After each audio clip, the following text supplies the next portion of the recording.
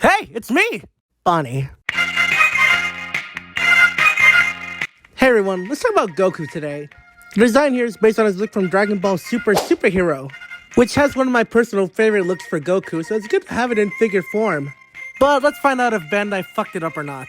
The look for this figure is fantastic. He looks just like how he did in the movie. Like, this is almost Figma level of anime capturing. Everything from his spiky ass hair, his baggy ass pants, are all done super well. And while there isn't that much paint, what they did use is done pretty damn cleanly, especially the Turtle Hermit logos on the front and back. But there is one part of the figure that is kind of ugly, and it's the back of the knees. Yeah, it's there for the posability, but it still looks kind of ugly.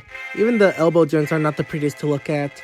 And one mild complaint is that the sleeves on his gi and his shirt are a separate piece, which does allow his arm to move out more, but it does look kind of weird if you pose it the wrong way.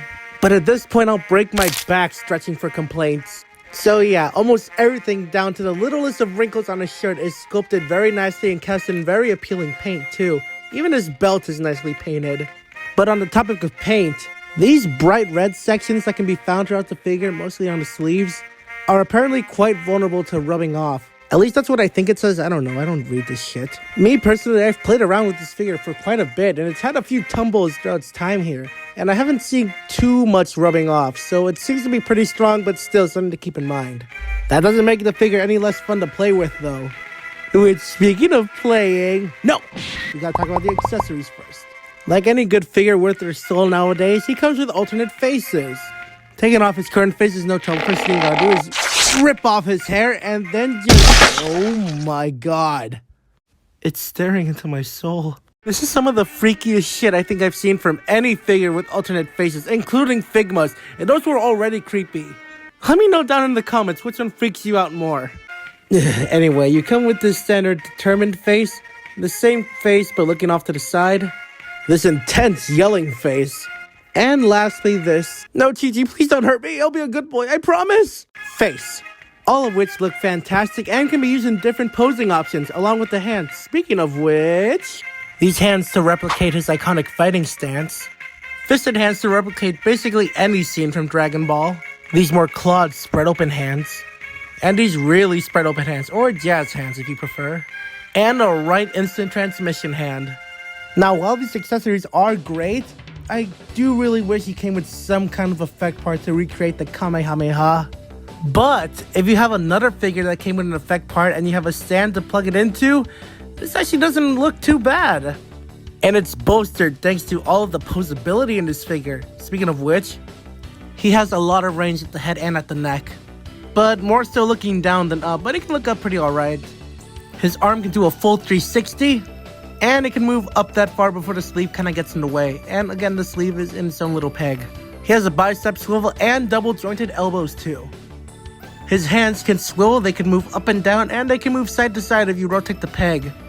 I'm not quite sure, but I'm pretty sure his chest and stomach are both on ball joints, which allows for great movement, allows for some side to side, and a great arching back, and a pretty good crunch too. Oh yeah, and his belt is even posable.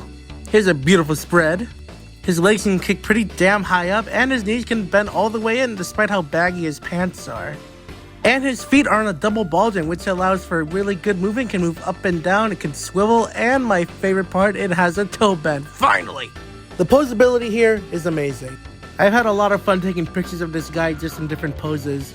And the best part about it is that none of the joints feel too tight or too loose, with one little exception.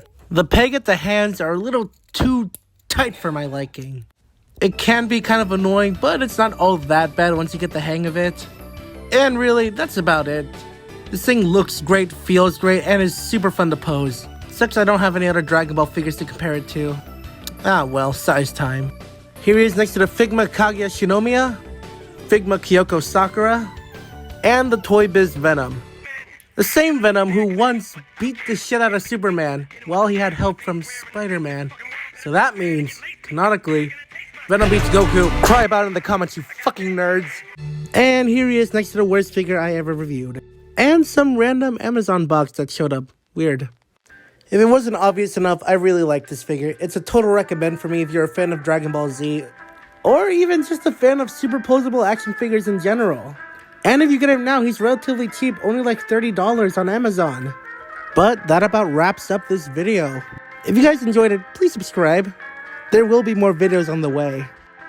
But that's about it. Goodbye, everybody.